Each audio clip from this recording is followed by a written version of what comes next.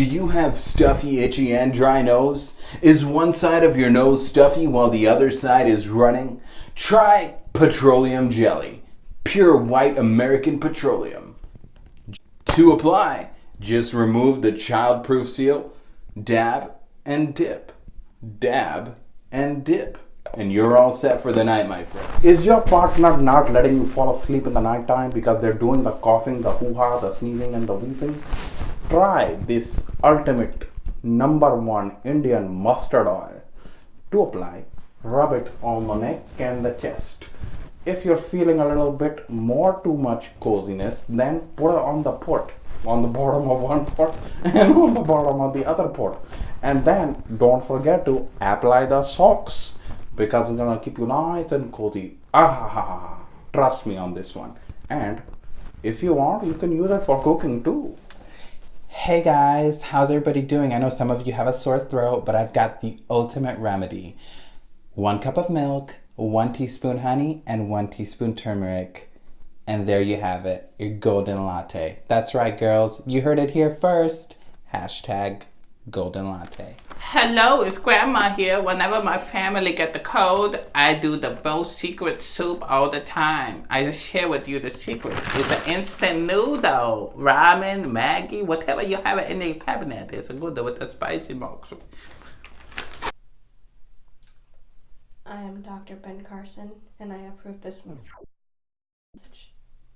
Forget about all that cough medicine, that Tylenol and that ibuprofen, all that. Just go for the natural remedies taught by our ancestors from 14 million years ago. Well, I don't think that's like a good idea always. I think like if you need a Tylenol, you can take a Tylenol. Okay, I drink my turmeric milk, healthy dude. I do all those things that I feel because they do actually help me. Every time I've gotten sick, they help me. They make me feel good. It's like a comfort food too and all that. But sometimes it just doesn't work and you have to take something else, and that's okay. Like, I think that's one of the biggest issues we have on social media is like, you're this or you're that. You're going to be homeopathic or completely always relying on a doctor. You're going to breastfeed or you're going to bottle feed. Like, there's only two choices. Like, okay, you're either a jeans guy or a shorts man. I mean... What about jorts? Jorts? Biggest labels out there are like, are you liberal and did you march, or are you like conservative? He is your president. There's a lot of that, and that's why we didn't really want to talk about that because I'm over it. The thing that is bothering me lately is just like seeing some of the posts of, really white women, and I think that it goes back to like a lot of things that happen with cultural things, like for example the remedy of having turmeric, milk, and honey. My dad always made us drink that when we were younger, and we're like, ew, this is so nasty. But, like, I literally have seen it work on me. I never had it throughout my whole life. And so, like, it's something that, I've always had. And now I've seen cafes selling it, like, oh, golden latte. Like, it's they delicious. just discovered it. Like, and I think that's the issue is, oh, my God, I gotta know this now. And I'm going to sell it and brand it like it's my own creation. But it's turmeric and milk. Like, why should... Who's supposed to get credit for that anyways? Just like that, it's like it's something that's been happening in a tradition and it doesn't just pop up in California and it's a hipster thing. Things have roots and they need to be recognized. Yeah, There's that's nothing totally wrong with fine. Sharing culture and the benefits. That's the whole part of living in a collective society, learning from each other and, learning about these ancient things that, are passed down that, have some wisdom in it. Maybe not scientifically backed, but like they have some wisdom and you should take that. But the thing is saying that, oh, no, I just came up with that. I was randomly in the kitchen and a spoon of turmeric fell in my milk. And I'm like, I don't want to waste the milk. Let me just drink it. And then I was cured. Like, I've been to a belly dancing class where there's like, yeah, I totally have a Indian friend who taught me belly dancing. And then they're playing a song in Arabic and telling me, yeah, this is my favorite Pakistani song. The biggest thing, though, is when you're taking parts of culture and then making fun of the other parts of the culture. Like, yeah, I'm gonna eat baklava and kebabs and all that, but I'm just gonna be like, oh, look at the dress they wear in the Middle East. The mans be wearing dresses. Like, that's so messed up. It's like, but for even like henna, right? This is a true story. In 8th grade, I had henna on from a wedding, some family wedding, and my teacher, he kept looking at my hands, and he looked at it, and it's like, this doesn't go away for like 2 weeks. On like the last day of that week, he's like, you need to learn to wash your hands better. I've seen that on your hands. And I remember I hated it kind of like between 3rd and 8th grade, hated having it on my hands because there were some girls who were like, oh, that's really cool, I like henna, but others were just like, the heck is that? They'll go and Cedar Point and get like a stencil one, and it's like, now it's cool because you're doing it. I wasn't like mad, I was ashamed. I was embarrassed of being brown and having. Yeah, it's embarrassing when you don't have support, when you're the only one that's different or, you know, doing something that's not. I threw away so much food. My mom would give. I'm sorry. But my mom would pack me things sometimes, and I just throw them away because I'm. I always threw away my kebab sandwiches. They would smell so bad. But that was only in like 1st and 2nd grade. Yeah, like. After that, I was like, "Yo, what up?" Sometimes my like sandwiches would get soggy, and that was just gross. Sandwiches. I don't like soggy sandwiches. You see role models, and it's like that's a form of support, right? Mm-hmm. And so this term, unapologetic Muslim or unapologetically black or brown or whatever.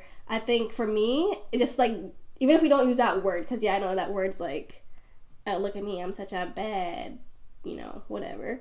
What? You know, a bad. Huh? We're unapologetically Muslim, and we don't apologize for being Muslim. We don't say, hey, I'm sorry that my wife wearing a hijab is making you uncomfortable. No, you should be sorry for yourself because you're ignorant and you don't know anything. And maybe you should come over for a cup of tea and maybe we'll talk about it. So I think that happens a lot when people have this, I'm unapologetic. Like, don't call yourself that. I mean, some people need that title and some people are given that title.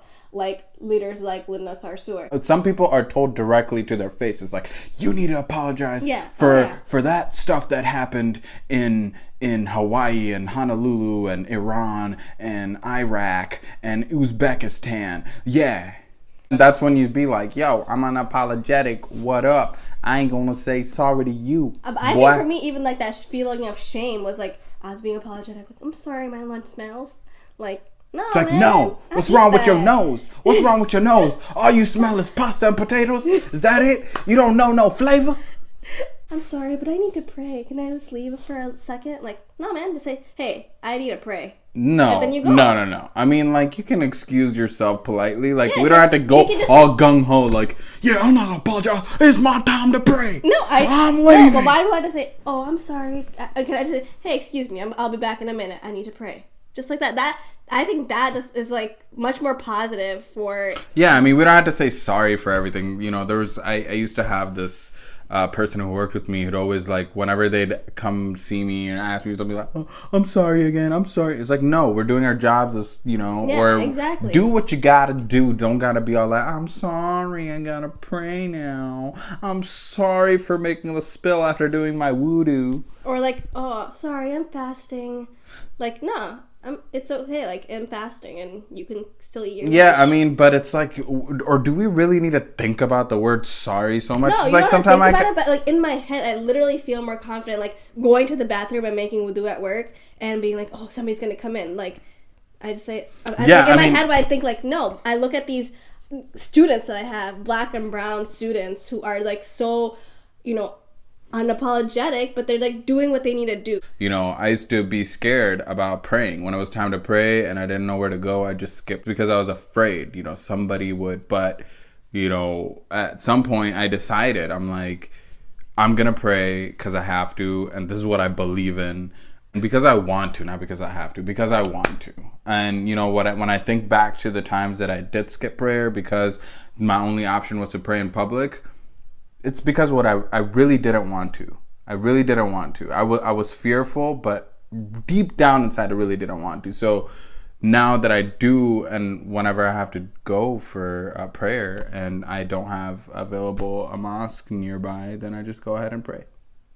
It's just helpful to see people empowering you by what they do as role models, and I think that's something that Muslim Americans are just getting. Yeah, and you see the movements from the past, like you see these women, the march, like you've seen other civil rights movements and things like that, and a lot of people had people to look up to that were on those podiums, and I think we just are getting that. And Represent you. Represent your mama. Represent your daddy. Yeah. Represent your grandmama. Yeah. Be proud to be, you know, an unpronounceable name. Be proud to have a smelly lunch bag. Be proud to wear different looking clothes, colorful shades of pink and purple and green and orange and blue. You know, be proud for the unidentifiable sounds that come out of your language. Be proud of the sound or the sound. Be proud of who you are, and don't take it for granted, because there is a rich culture, there is a rich history, there's a rich amount of leaders that sacrifice so much so that today you can learn about it, you can read about it, you can hear about it, you can see about it, and you can be about it. So do you, my brothers, my sisters, my cousins, my uncles, my aunties, my fathers. I love you all, and we love you. We love you. And we're going to be back next week with a whole new video. So stay tuned alert.